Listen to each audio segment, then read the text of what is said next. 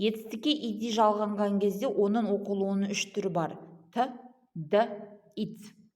Мысалы, т болып оқылады мынау дыбыстардан кейін. Helped, brushed, watched, laughed, danced, fixed, sniffed, looked, kissed. Д болып оқылады мына дыбыстардан кейін.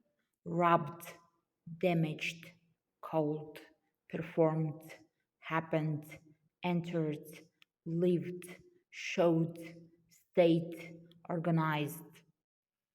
It деп оқылады егер де етістік д немесе т дыбысына аяқталса. Мысалы, decided, needed, wanted, educated. Осы ережелерді білгеннен кейін сіздер ет деп оқымайтын боласыздар. Мысалы, ешқашан helped, called, wanted деп айтпаймыз. Ешқашан олай оқымаймыз.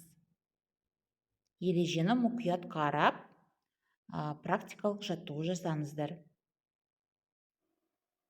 Практикалық жаттығу жасайық. Read them correctly. Сөздерді дұрыс оқы.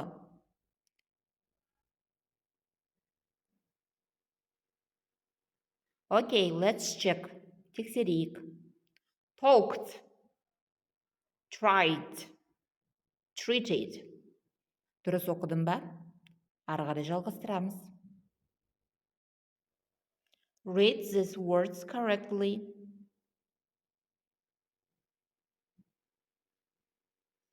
Okay, let's check.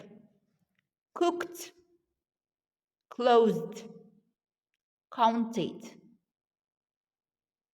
Дұрыс оқыдым ба? Жарайсың. Good job.